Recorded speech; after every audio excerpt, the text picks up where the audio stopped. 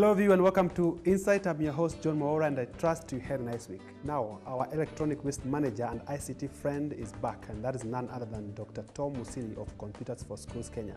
He's the founder and director of Computer for Schools Kenya, but he does much more on the side. And tonight he's here to discuss with us something that is not very far away from ICT, and that is social media and how best we can use social media to uplift our lives, and especially in schools. Tom, good evening. Good evening. And welcome to our studio. Thank you very much. Yes, now Tom, before we get to social media, let's first get back to your line of business, and that is Computers for Schools Kenya and e-waste management. I want to first understand or recap from our previous discussion. How best are we doing, or are you doing, in managing waste in e-waste in Nairobi and in East Africa? Yeah, let's start with the Computers for Schools Kenya. Yes. We are going on. Yes. We are meeting the challenge we are managing, because now it's not only us who is now involved. Yes. We have many other players, including the government. Yes. And I'm happy as we talk now, because when I was starting, it was a far-fetched dream. Yes. But now we have realized that's the only way to go. So we started with giving computers to schools, maintaining those computers in schools, Yes. training teachers, making sure there is a curriculum for learning, and even setting exams so that these students can come out with a certificate. Yeah. Now we have gone further to use the computers for learning, and that's what we call ICT integration, on how you can use a computer now for teaching and learning. And especially now we have internet in schools, and that adds a lot of value to the computers and what the students are learning. So that was the next step, and that's the current step we are keen on. Then, as I mentioned, I've gone around the schools and I realized that students, even pupils in primary, they can use social media very well. And teachers, even principals in secondary schools, are not able to use that medium. And it's difficult to manage something you don't know. Yes. And that is why I've also embarked on training teachers and principals on how to use social media, so that one, they are able to understand what the students know. Two, they can use that for even teaching. And three, they can also use social media for personal or business use. Yes. And since they are the most learned people in the society, they should lead by example. So as Computers for Schools, we have come that far. Yes. And we are going very far. The WE Center, that is the West Electrical and Electronic Equipment Center, Yes. we are moving on, and in our small way, we are the leader in Africa.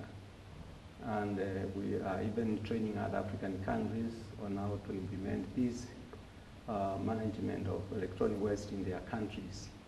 In fact, in the near future, in 2 months, we'll be able to hold an Africa forum to train people on dealing with the waste in Africa, especially on handling, processing, and final disposal. So we can say, as Kenya, we are very proud to lead in ICT in education and also in e-waste management. Remember, we won the top ICT award in Africa 3 consecutive terms. And even if today we are to do it, I'm sure we will win.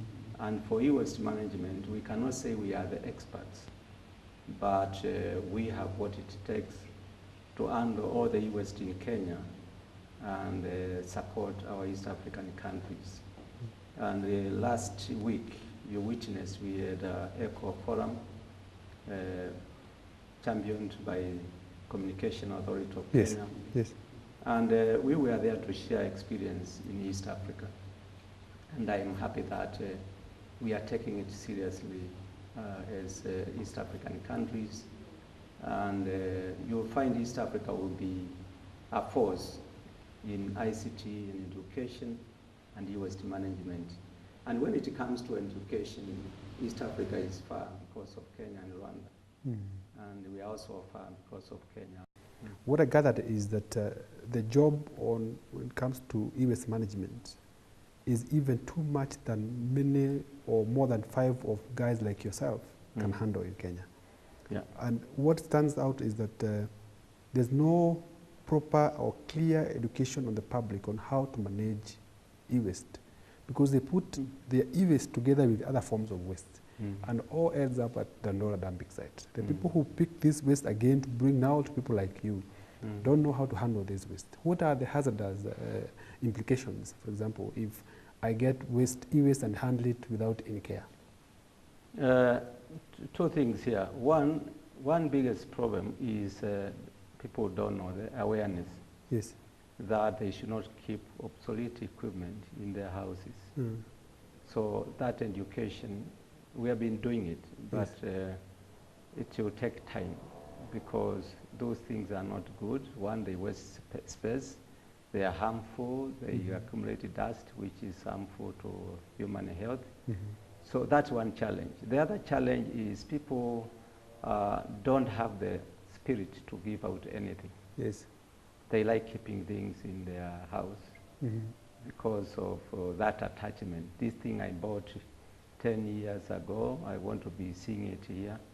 And that it even stops you from thinking of buying something better. So get rid of it. Even things that do not fit you, even shoes, give them out to create space. So that's that spirit of giving out is a challenge. Yes. The other challenge is when the government is even ordering things, people cannot understand why they should give.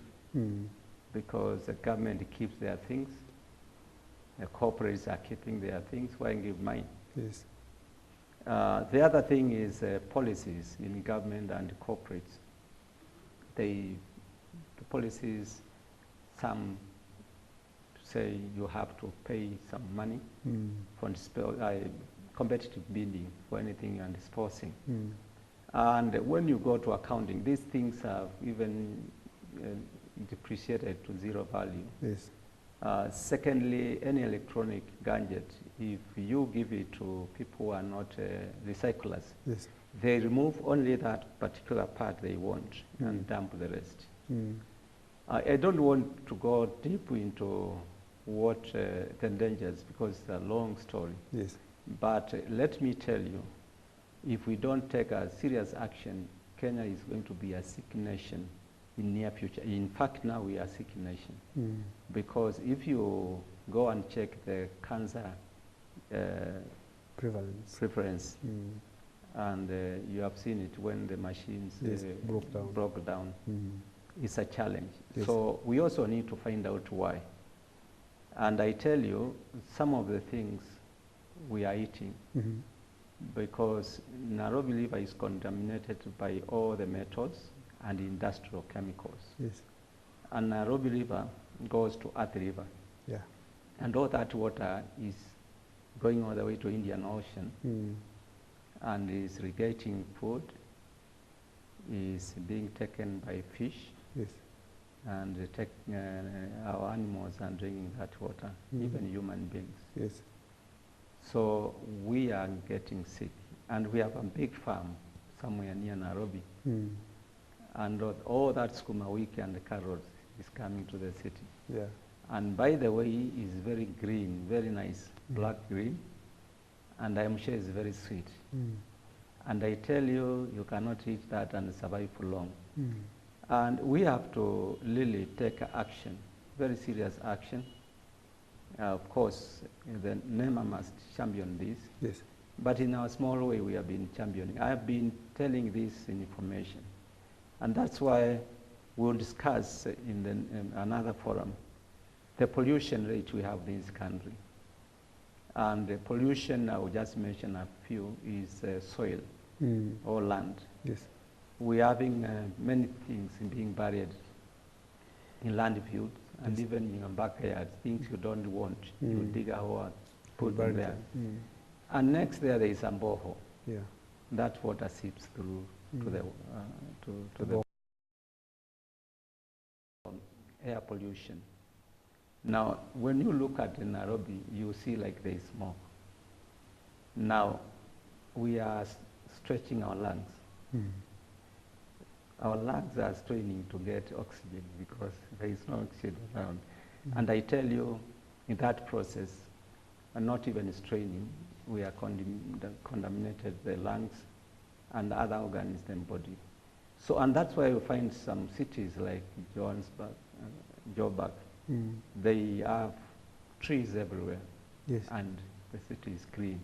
So we have also to be very keen on how to make our city clean for us to survive. And nobody is exempt, because even the head of state office is Yes. in town. Yes.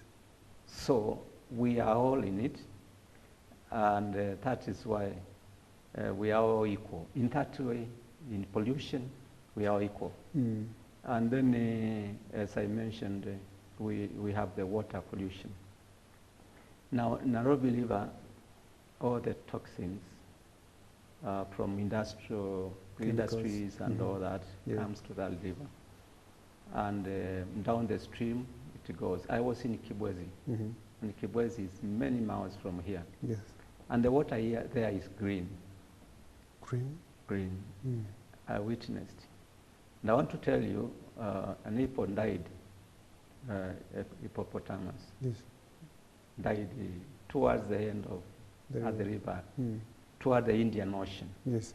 And they decided to check the liver whether there is any contaminants, any metals, and they discovered they had metals. So it means if a hippo can die because of, maybe that is not what killed it, but if we can find those residues of metals, it means the upper side of the river is more dangerous. Yes. So that's why we are very keen on e-waste. Of course, there is industrial chemicals and others, but we have discovered the metals found in electronic waste. They must kill, like mercury. If motherboards are rained on and that water gets to the water stream and is taken by any living thing, it will die. It might not die immediately, but with the time, not very long. So it has been my passion to handle ICT and education. And ICT and education generated a lot of e-waste because the computers we took to schools. Yeah. And that's why I started electronic waste management. And maybe if the government project comes on board and augments what you are already doing, then you have even much more waste. Do you have a relationship or a partnership with government on how to manage waste that will be generated, if at all, the laptops are going to come? We are ready for that. And in fact, that's not a problem. We want as many computers and laptops to go to schools and communities. We are ready for them because we can handle all the fractions, all the components. Yes. So they have no choice. They will come to us because we have the facility, the expertise, and the capacity to do that. Yes. So we are ready for that, and I support it. The only thing is how to implement it. And also we are ready to advise on how it can be implemented. We have been in this business for 12 years. Yes. I know what works. Yes. And I've gone to other countries. I know how they do it. And no one has monopoly of knowledge. We have to borrow from one another, from other countries. But I think when the will is there, especially from the top, from the executive, now this can work. And we are willing to support it to work. It's only the implementation. And in any country, in any place, in any organization, you need champions. We need to get the right people who can champion this without personal vested interest. Because that is what is killing this country. And you have seen it. Head state is very annoyed with Yes. people, what they are doing. Yes. Because people are behaving like there is no tomorrow. Mm-hmm. They are not want to eat everything. Mm. If they were given the chance, they can own everything. Yeah. And that is when we say moral values are very down, Yes. and people are not clever. Because when you have everything and you can use very little, and then it means you don't know what you're doing. So you're not clever. And you have been teaching people to be clever, and that is in the social media. Yeah, social media, in fact, social media means enabling community to communicate using modern technology. Yes. And modern technology are like Twitter, Facebook, WhatsApp, Yes. Skype, Yes. LinkedIn. Yes. And these have been very useful. And especially everybody is using this. Sticking to school, where you have been, engaging with teachers and students, which is the best platform, social media platform, best suited for schools, teachers, and students? I tell you, all of them are good, Mm-hmm. but used for different purposes. Yes. Like Skype, that is not special for students. It's mainly for teachers can use to learn from other schools, even abroad, overseas. Yeah. Managers, they can use that to hold meetings. Yes. Counties, you don't have to travel all the way from Turkana to Nairobi. Yeah. You can do that using Skype. Yes. So that is applicable to that. Yeah. When you come to Twitter, that's passing message. Yes. That is also very influential for passing message. Yes. It's used for parents. Some schools use it, parents, when they are passing information for meetings and all that. And even principals to tweet to parents and all that. Yes. It's very effective. Yes. When it comes to Facebook, even teachers can give assignments to students. The students can talk to teachers. Teachers can talk to students. When it comes to LinkedIn can is used especially for professionals. Yes. Your provider is there. So if we want to employ journalists, we get there, and you don't have to put adverts. Yes. You get the kind of professional you want there. Yeah. So, and this like WhatsApp. Yes, what is happening, and you can take a photo of this interview and send to somebody. I'm with Johnny here. We are doing this interview, and that's real-time information. And that's each media, each kind of platform, you can use it for a different group. There has been some contention. Is social media connecting or disconnecting people? Because on one side, as much as you'd want, you can talk to as many people at the same time as possible. You also avoid meeting them.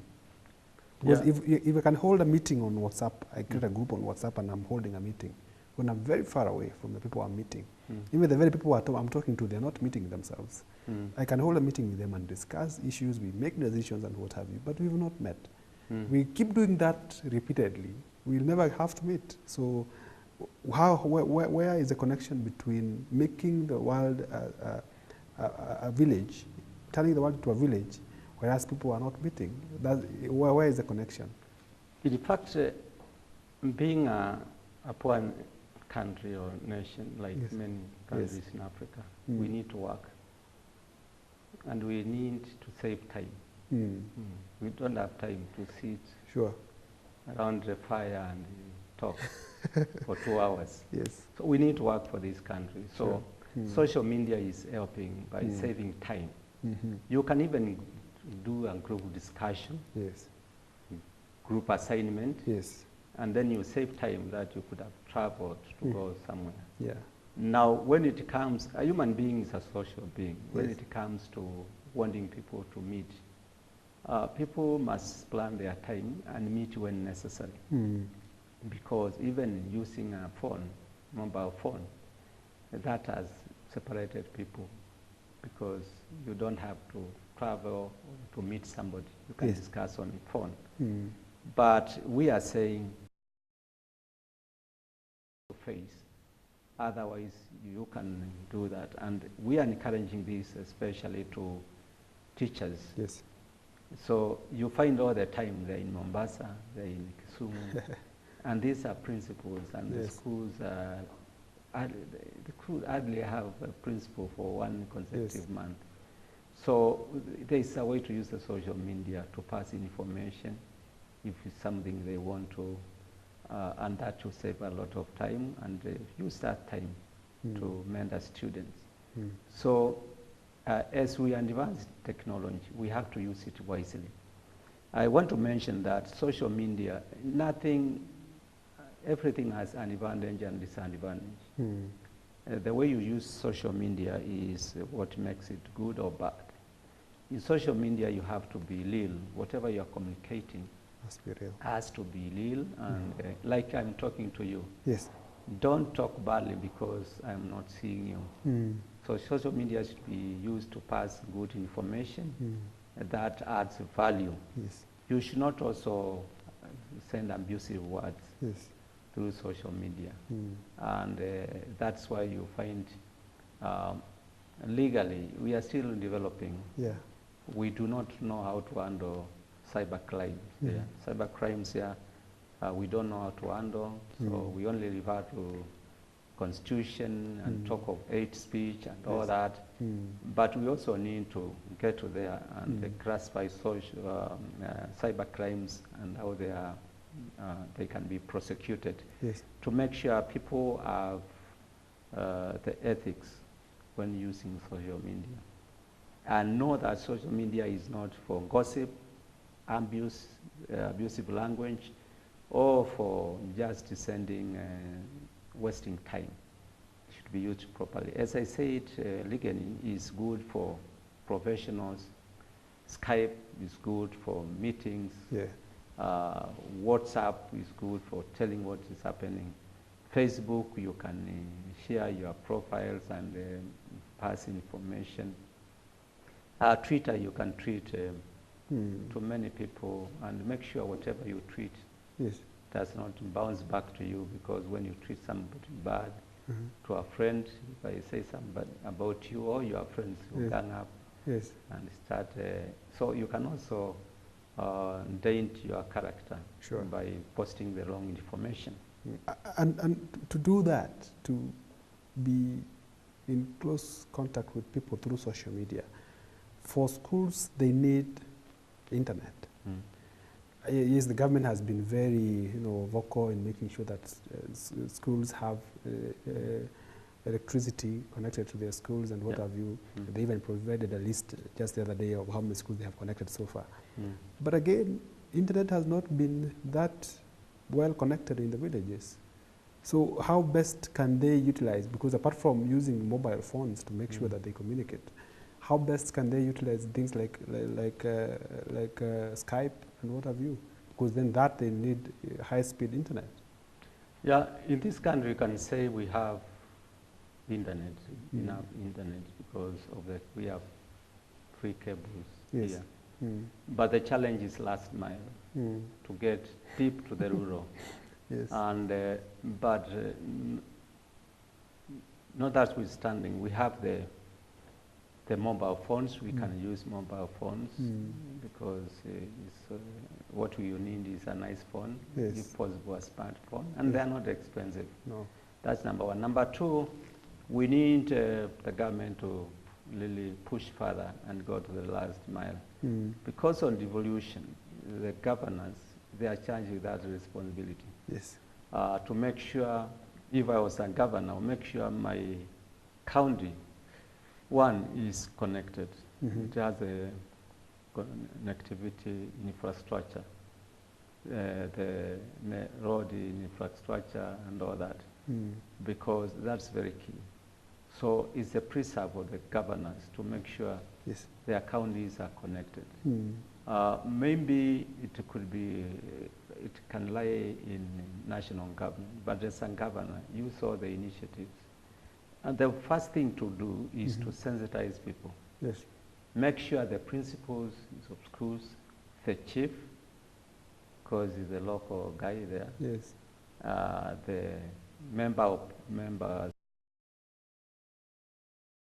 and even women representative, everybody. Yes. They are ICT savvy, and they buy that idea, and to get to the community. Now, if you want a county or a country to develop, just have informed citizens. When you have people with information, they will even help you. Yes. Because they're able to tell you what are our priorities in our county. But now, because people don't know, members of parliament or governors, they decide for the people and give them the wrong thing, which they will not appreciate and nurture it. Yes. Is, for example, if we gave standard 1 laptops, the bigger question is not whether teachers are trained, whether there is security. The biggest question is, why standard 1? Convince people that point, why standard 1? If they know and they accept and they agree, it will work. If they don't know, it will not move. In fact, the assistance will start from the teachers and even the pupils. Yes.